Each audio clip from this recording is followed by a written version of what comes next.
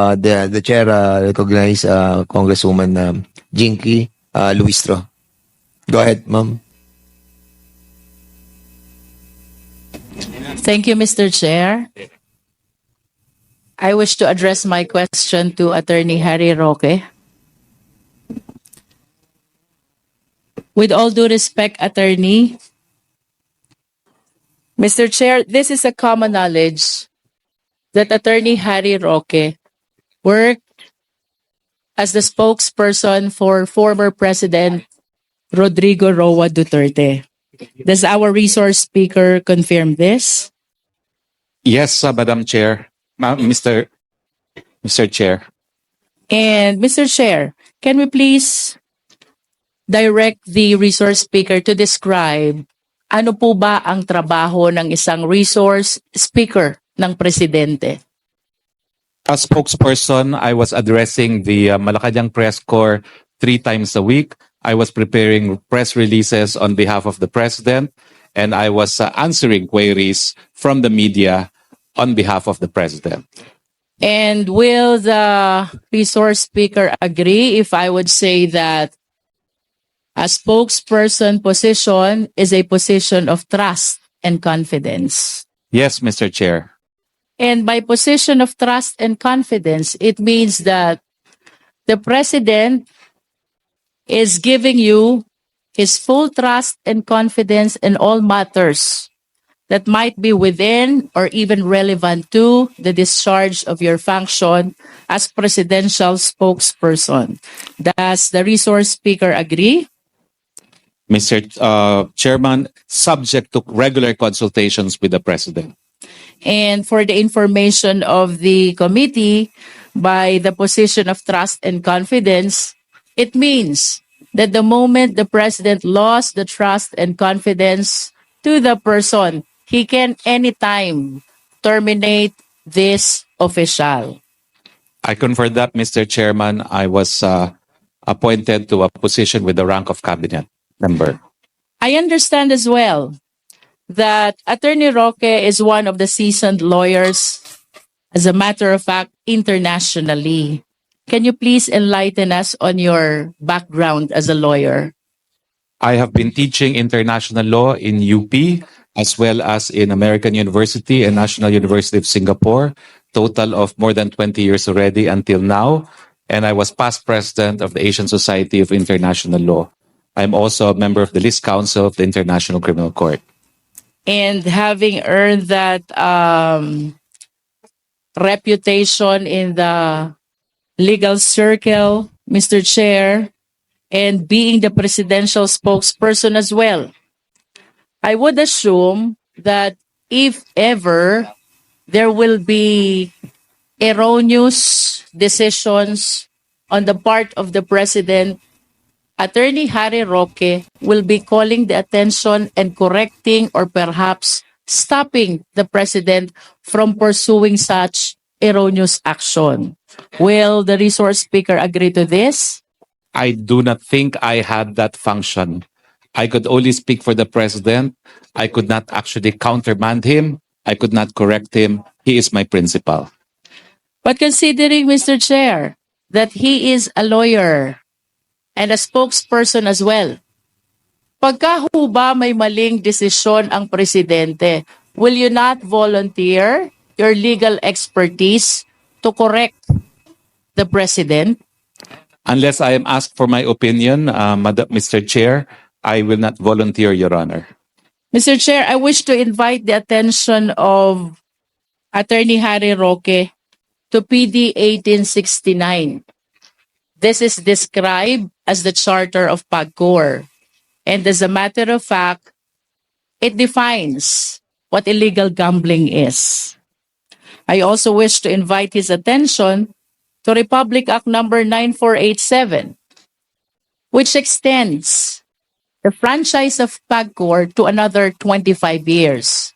Again, it defines what illegal gambling is. Ultimately, Mr. Chair, I wish to invite the attention of Attorney Roque to Executive Order number 13. And I wish to state for the record, Mr. Chair, that for the very first time, the term online gaming was mentioned in Executive Order number 13. This is something which is not mentioned, which is not provided in PD 1869 as well as in RA 9487. May I ask the resource speaker, when the President issued Executive Order number 13, don't you think he legislated?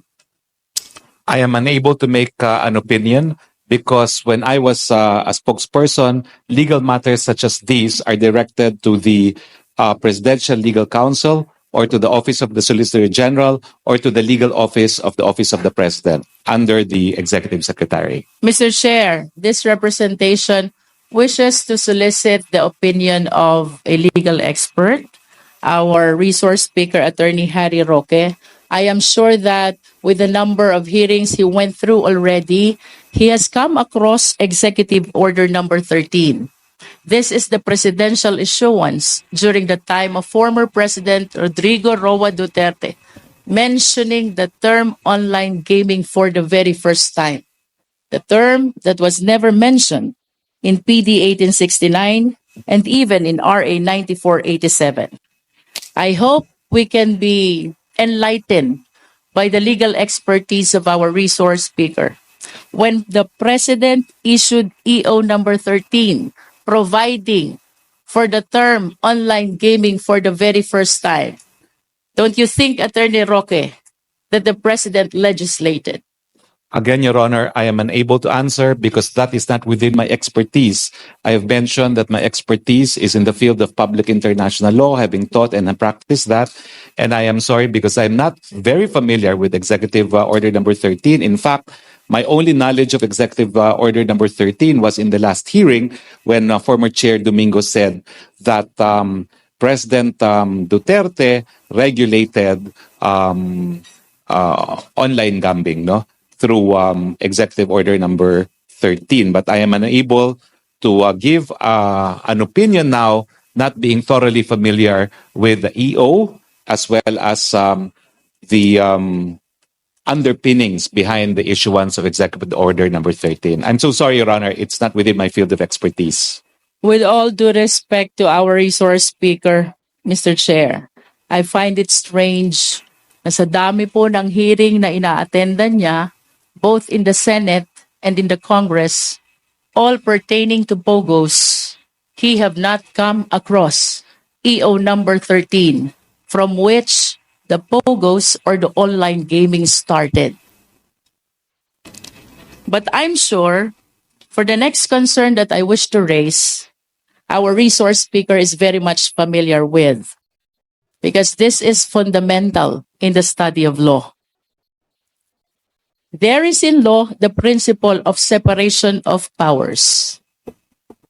And I wish to share the case of Belgica versus Ochoa, GR number 208566, November 19, 2013, on the constitutionality of the Priority Development Assistance Fund. For the information of the Filipino people, I wish to read, the principle of separation of powers refers to the constitutional demarcation of the three fundamental powers of the government. In the celebrated words of Justice Laurel Inangara versus Electoral Commission, it means that the Constitution has blocked out, with deft strokes and in bold lines, allotment of power to the executive, the legislative, and the judicial departments of the government. To the legislative branch of the government through Congress belongs the power to make laws. To the executive branch of the government through the president belongs the power to enforce laws. To the judicial branch of government through the court belongs the power to interpret laws. I wish to go back to Attorney Roque. Attorney Roque, don't you think that the president encroached upon the power of the Congress when he issued Executive Order number 13, providing for online? Well, Mr. Chair, first and foremost, I argued that case of Belgica. I was lawyer in the Supreme Court for Mr. Belica, and I confirm the principle of separation of powers. However, as I said, although it is not my expertise, I will give my opinion, my candid opinion. And that is, under our scheme of things, executive issuances, legislative enactments are all presumed to be constitutional unless proven otherwise. So the status of Executive Order number 13, unless challenged in court, is that it is presumed to be constitutional. Executive orders being in the nature of implementing existing legislation, Your Honors. Mr. Chair, there's a principle in law. When the law does not provide, we should not provide. When the law does not include, we should not include. If the substantive law creating PAGCOR does not provide for online gaming, then no executive issuances should provide for online gaming. Let us all be reminded by the legal maxim, inclusio unius est exclusio alterius. Kung wala naman pong sinabi dun sa substantive law, then the procedural law should not provide. Let us be reminded that the procedural law should always yield in favor of the substantive law.